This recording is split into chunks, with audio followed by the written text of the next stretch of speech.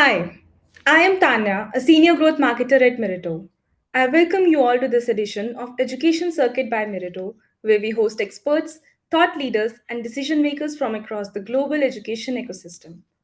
In this series, American University in the Emirates, Asia Pacific University, Old Dominion University, and many more, today promises to be just as insightful. And for those who don't know, Meritto is the global standard in enrollment technology for colleges and universities. We believe that admissions teams shouldn't have to navigate complex systems or struggle with outdated tools in an AI driven world where speed and decisions are essential. That's why Meritto stands out with the purpose built solutions designed for admission professionals, not tech experts. With its intuitive interface, robust data architecture, and AI driven automation, Meritto empowers institutions to recruit smarter, engage students more effectively, and streamline the entire admissions journey. Fall has always been defining season for US higher education, a time when institutions put their plans into action. Recruitment comes alive and strategy truly meets reality. But fall 2025 feels different.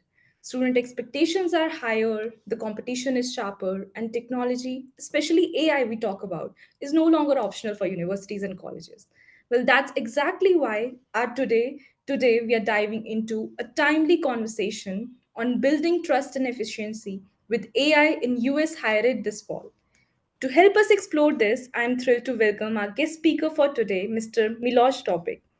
He is a passionate leader and a catalyst for change with over 25 years of experience spanning startups, Fortune 1000 companies, and both public and private universities.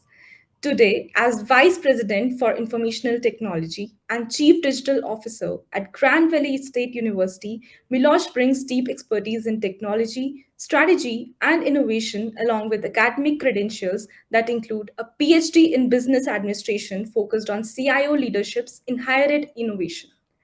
He's also a frequent national speaker on leadership, high performing teams, and digital transformation.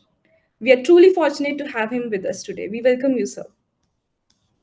Thank you very much. You definitely do your research and you've made me sound a lot better than I truly am. I appreciate it. All right, so let's start big picture. Milosh, fall has always been a defining season all over the globe and specifically in US higher education. So, from your perspective, what makes fall 2025 particularly important for institutions and leaders? Yes, it's the current state that we're in. It's the best we got. The same way fall of 26 will be equally, if not even more important. We've had a lot of challenges over the last several years. We've had a lot of opportunities when it comes to AI. We are 3 months short of ChatGPT being around for about 3 years and many other products and tools. And finding a way of how these tools and technologies serve us, our students, faculty, and staff is a task for us all who are in administrative technology centered organizations or technology leadership. Right. Thank you for that sharp framing. Now, if we look closer at what really defines student choice, one word that comes up again and again is trust. Students and families today expect transparency, speed, and personalization. So, in fact, a recent Inside Higher Ed survey showed that trust is digital first processes and now a decisive factor for prospective students. So, sir, how do you see AI playing a role in making the admission processes more transparent and trustworthy for students and parents alike this fall? Yes, great question, great perspective. I think trust is essential and critical. It's a kind of cornerstone of everything we do. Personal relationships, you work with people you trust. You Right. you build friendships and invest in collegial responsibility relationships with those you trust and those you've experienced positive outcomes with. So AI itself, in certain areas, in certain industries, certain organizations, it's a little bit of a black box. Not a lot of people understand what it is and how it works. What are the language learning models or algorithms at play? Are they influenced? Are they weighted to one side or the other? Are they biased in some way? So it's important to be really honest, transparent, not just in AI, but in everything you do. Here's what we're doing. Here's why we're doing it. Mhm. Provide opportunities for people, faculty, staff, students, their parents and their families to also contribute with some thoughts, ideas, and perspectives. And then as you move forward, it's also really important to understand that on that journey, you will never have 100% agreement, 100% compliance. There's always going to be 3 to 5% of people who are in disagreement with you or Mhm. completely unhappy with the direction you take, no matter what you do. So you Mhm. got to find a way of how do you move the 80% in the middle towards that goal. So showing what you're doing, how you're doing it, and I would say to build that trust, start small. Pick a small problem that's known to a group of people. Everybody agrees what the problem is. Mhm. Solve it, then go back, look through the process, tools, and technologies you used, and then demonstrate what was the value and what was the impact of that solution. Right. That's a great perspective. I must say that the bottom line transparency really is at the heart of trust.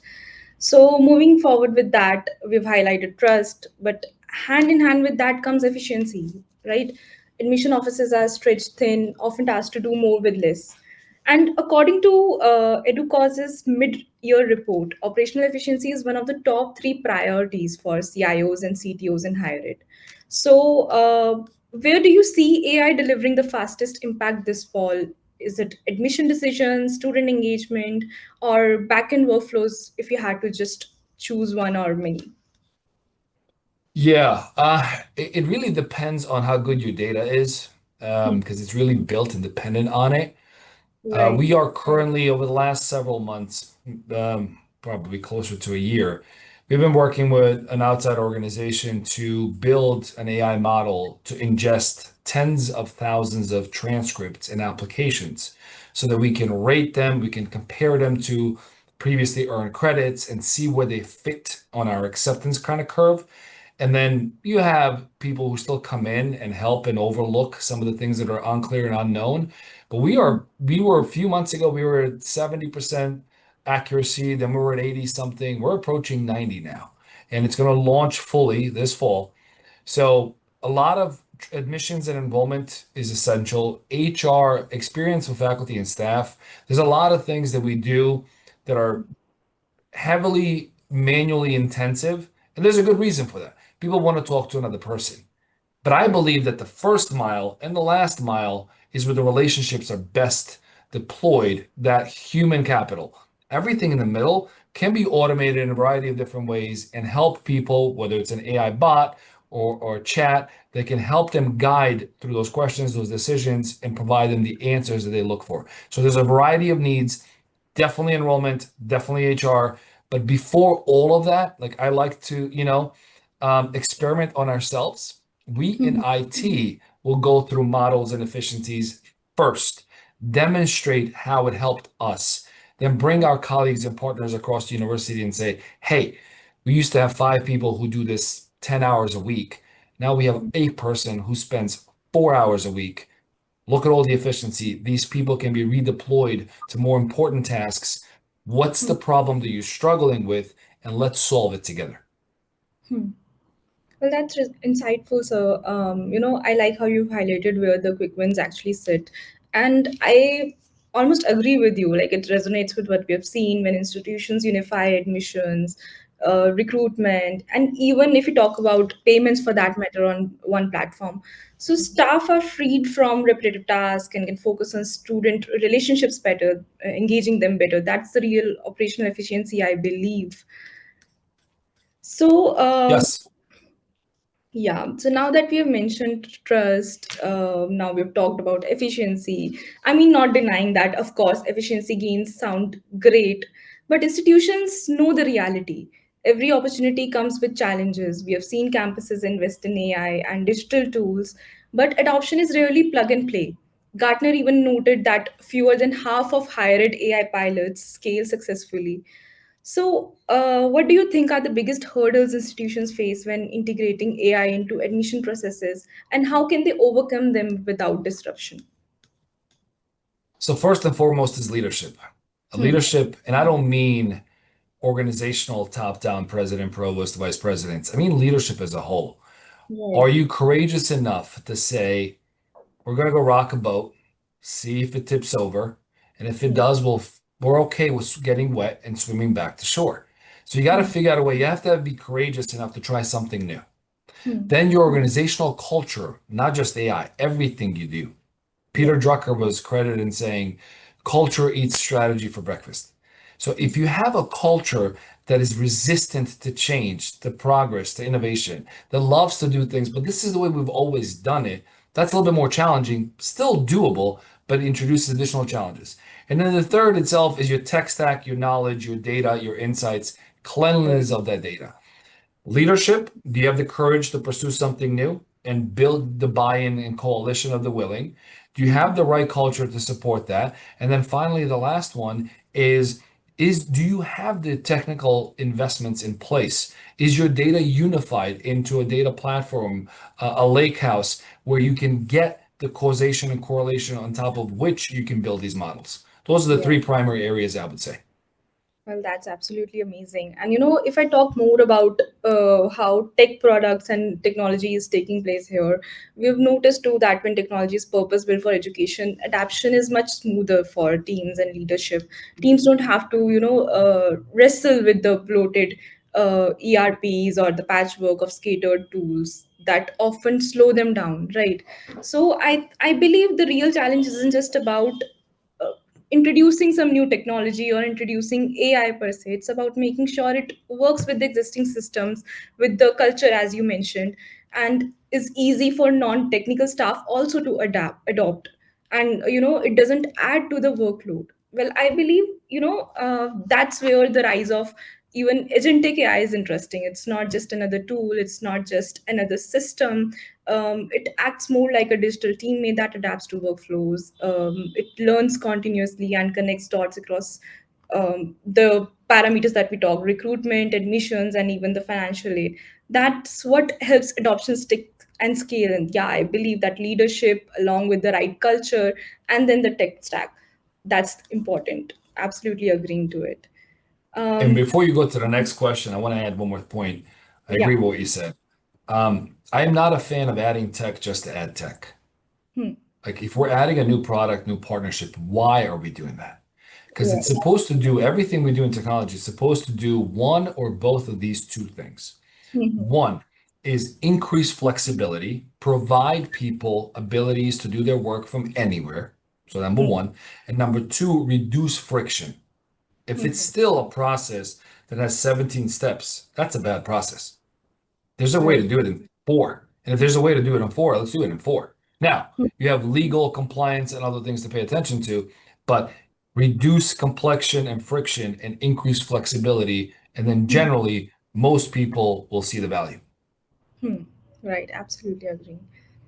Well, that it just brings us back to the foundation itself. If institutions want efficiency that lasts, they need strong infrastructure also. So at the same time, students demand personalization. I've read somewhere McKinsey's 2025 higher ed outlook even called personalization the enrollment differentiator. So, sir, what elements of digital infrastructure you believe must universities prioritize to support both efficiency and a personalized student experience? As having giving the students the best experience is what matters the at the end. Yeah, I think you need to have very clear objectives at the very top of the organization and Mhm. across faculty and staff governance as to what is it that we believe in and what do we want to accomplish. So Right. technology can do most things, but if it's doing something that we don't believe in our core, it's not part Mhm. of our values, it's not part of our strategy, it's not part of our direction, then it's really not helpful. So first of all, you have to make sure everybody understands what that is. And when we say personalized learning, personalized knowledge and experience, what does that really mean? It might mean different things to different universities. So first Mhm. of all, create those definitions, make sure people understand them, Mhm. see how they apply, introduce student voice in that journey as you're designing that strategy, because ultimately we're all here for them, Mhm. primarily, students first. So Mhm. figure out a way, what do they need? How do we move forward? And then how do you create guidance along that journey? Too many, and a lot of my friends and colleagues who have heard me say this in the past are probably nodding their heads now. Mhm. Um, Too many organizations are Mhm. investing 2% or 3% of their operating budget on technology, yet 95% of their organizations runs on tech. That doesn't Right. make sense. So Hmm. how do you make proactive investments and look at technology as a strategic differentiator, as an opportunity for growth, innovation, and efficiencies, as well as an opportunity to be a catalyst for change in a positive light? And Hmm. therefore, you have to hire the right people, build Hmm. the right infrastructure, whether it's networking, connectivity, data centers, platforms, or cloud services, and then bring the right data insights and visualization experts on top, which are then paired with whether it's machine learning or AI tools and technologies on top of it that will provide reporting and visualization that people need. um, Hmm. Enable, and then in that journey, it's not always possible depending on tools and training you have, but I believe in democratizing tech as best as we can. Meaning, if you have a large university and everyone has their own unique need, Hmm. there should be a person or two in HR who knows how to write HR specific reports to pull Right. this data and get the insights they need with the right permissions, as opposed to them having to wait their line in queue for IT to generate a report. Same thing for finance, enrollment, marketing, branding, and so forth. We should be able to create individuals in each division so that they themselves can get access to data as fast as they need it. Excellent point, sir. If I may ask, you mentioned that personalization is different from organization to organization. So how is it like in Grand Valley State University? If you would like to, share something. That's a great question. It's something we're still trying to figure out. We're on this journey, maybe a few miles down the road, but we're still not at an inflection point. What we're trying to do is we're trying to guide students along the way to really truly understand where they are. Mhm. People are dealing with different events in their lives, which ultimately impact their performance, their attendance, their contributions, their attention spans. So, how do we figure out and say, hey, if we have, let's just say, a student or two that would always eat on campus in a cafeteria, and then they haven't been there in weeks. They haven't checked, and they would often go to the library, other places to check out, or find a quiet place to study. But now they haven't been in any of those places. Is that something, with obviously really, really being focused on privacy, but is that something that we want to aggregate in some kind of informational item, even if it's an aggregate piece of data, to share with advisors to say, hey, maybe reach out to some of these students as a kind of proactive contact and go, hey, how are you doing? Is everything okay? Let's have a check-in. So find the different ways to help people move through the process. Now, the amplitudes, right? We all operate at different levels, but we're trying to shrink that and contain it so that people don't completely go off tracks and fall behind and lose months or years of their time. So we're looking for different ways of what that looks like. How do we move forward? We're also working with our academic colleagues, faculty, and others to figure out a way of how they see that in their field. There are certain things you can customize to a degree, and then there's certain things you can't because of the requirements of the program or the requirements that are based on state, local, federal laws, and so Hmm. forth. So we're still somewhat early in that journey, but certain items are being crystallized, and we're trying to figure out a way, what do students really want and need so they really feel like they belong. One of the things that's really important, one of the findings, this is not new. This has been in higher ed for a long time. In the first 6 to 8 weeks of, like, if you're a freshman student coming to university, your first 6 to 8 weeks are really critical. Are you going to find your people? Are you going to find people you feel comfortable with, you belong to? Hey, we all love soccer, all love painting. Do I have a group of people that I can spend time with in addition to coursework, maybe athletic or extracurricular activities? That makes me feel like I belong. I have somebody I can relate to when I have troubles and problems to deal with. And then, therefore, your stickiness, your willingness to stay longer and tough it out and try to find a way forward increases. Well, I think, one thing that's coming to my mind is that you're just being humble by saying that you're far away. The way you're thinking, the perspectives that you have, and the way you're thinking from a student's perspective is what a student would want from an institution. And I believe that's the upper edge. Now, if we zoom in further in the conversation, you've said this earlier in the conversation also, that it's about what leaders can measure and act on, the data. And if we talk about NACAC, National Association for College Admission Counseling, one of the most credible US bodies around admission practices, so their latest brief emphasized that real-time data is becoming one of the most critical assets for enrollment leaders, whether that's spotting application bottlenecks or aligning recruitment with financial aid or tracking engagement signals. So without it, leaders are like, just flying blind, I would say. So, Milosh, when you look into the enrollment this fall, which data points or KPIs do you believe matters for leaders to make smarter, outcome-driven decisions? Like, what are some points that you would like to share with our audience if they're making the notes? Sure. I would like to begin to saying that I'm not the most qualified person at Grand Valley to answer these questions. Our VP of enrollment knows more about it and has forgotten more than I'll ever know. Our VP of communication and marketing and branding also has certain skills and abilities that I do not have. So those two individuals will probably provide additional context and clarity. But from my perspective, as IT works with them to help them and partners in a variety of different ways, you look at commitments, you look at people coming in, you look at people coming into orientation. How many of them actually sign up for an orientation throughout the summer and actually show up? You look at how many of them have registered or maybe paid a deposit for their on-campus residence hall. You look at a lot of different things, and then on the social media and engagement, it's also responsiveness. You look where are they in the funnel through our CRM? Have they provided all the information they needed? Have they responded? There's so many different metrics that they all come together. This is one of the things that we're trying to build and enhance on with our data platform later this fall, and that is create the tools that our leaders in enrollment and marketing, communications, and many other areas need. So again, I am not the most knowledgeable and I'm not the most senior leader in enrollment management.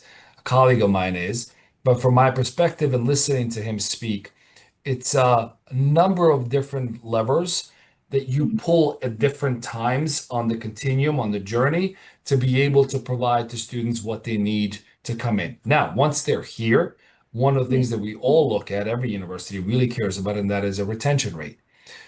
After year one, after they've completed their freshman year, going into their sophomore year, what percentage of those who came in are still here? That's important because once you're here, you made it to your second year, and then you make it to your third year. Most students realize that they're 3/4 done and they don't want to leave. They don't want to quit. They don't want to go somewhere else. They want to complete their degree. That first year is where the most challenges are probably demonstrated.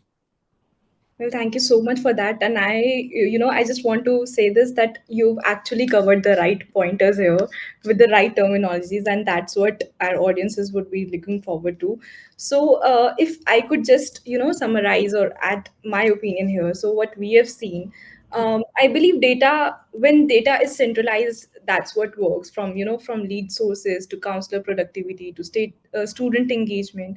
Institutions can act faster and catch bottlenecks early and adjust strategies in real time if they have the data all centralized at one platform, and that works wonders.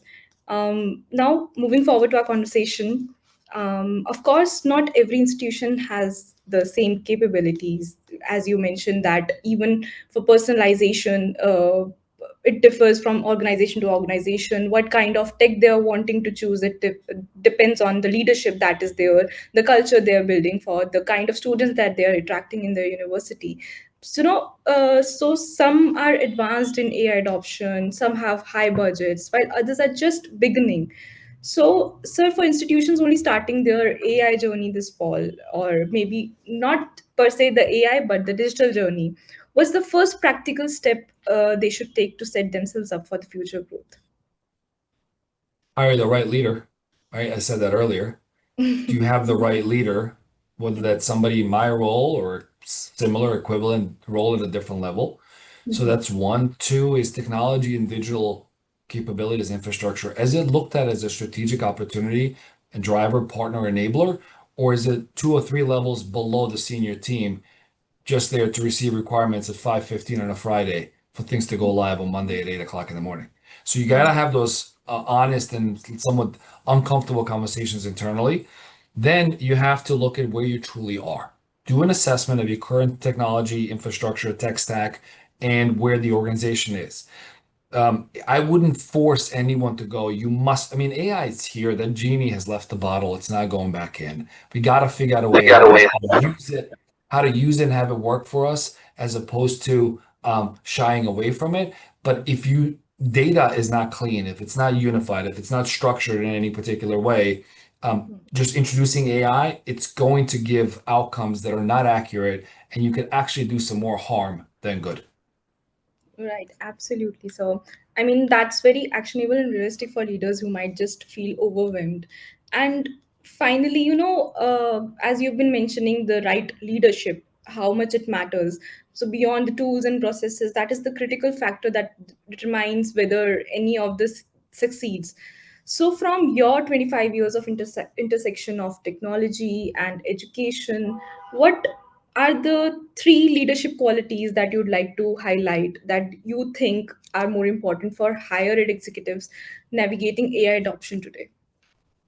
Like three. Absolutely. Great question. There's so many of them, but I'll be very brief. I would say self-awareness, knowing who you are and what you're good at. Like there's so many things I'm not good at. Try not to do those things. There are so many people who are better than me at one, two, and three. So I don't try to play in that space because I'm not great at it. So know what you are, what you're good at, having courage and confidence to call a spade a spade. If you see something that you believe is absolutely wrong, you have to have the ability to say so. So if you're in right meetings and you never say that, hey, that's a problem, we should do something about it, because you're only focused on your own immediate career growth and your next performance evaluation, that's a challenge. And then three, being focused on doing the right things, not being right. So I don't have to be right. I'm often not right, right? And if you ask my wife and my kids, I'm probably wrong more than I'm willing to admit. But I'm focused on doing what's right for the university. And if that idea comes from left, right, center, above me, below me, that is wonderful. That's beautiful. Recognize it, implement it, advance it forward. Focus on what's right for the year we live in and for the years that are coming. Respect the past, learn from it, but don't live in it. Well, that's such a powerful way to close. So, um, if I could say one word, leadership truly is the thread that ties technology, people, outcomes together. And that's what the students want, I think. Leadership who champions, prioritizes student first thinking, foster internal trust, consistently gets more out of their technology investments. Now, not taking much of your time, respecting that you've taken out time for us and our audiences, I just like to wrap up the conversation. Today's discussion has highlighted the US higher ed education's focus on fall 2025 is not only about meeting enrollment goals, it's about building trust, driving efficiency, creating future ready institutions that can adapt to changing student expectations and competitive pressures. And the way that you have highlighted the having the right leadership, the trust and efficiency, focusing on doing the right. So from leveraging AI to strengthen transparency to aligning digital infrastructure with long-term strategies and to rethink the role of leadership in adoption. I must say the insights are really powerful, sir. We hope this conversation sparks ideas and inspires action in our own institutions. So I just like to highlight it here for the audiences. It's a recorded session, and the recording will be shared with you soon in our next email. To our audiences, thank you for joining us today. Your engagement is what makes Education Circuit by Meritto a valuable experience. We hope you found this session as enriching as we have. And thank you so much, sir, for joining us today. If you could just end this conversation with one powerful line. Thank you for having me, Tanya. The one powerful line.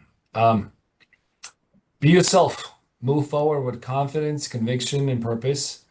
Everyone else is already taken. That's the best, sir. Thank you so much. We look forward to seeing you in our upcoming editions. Until next time, stay inspired, stay strategic, and keep putting students at the center. Have a great day.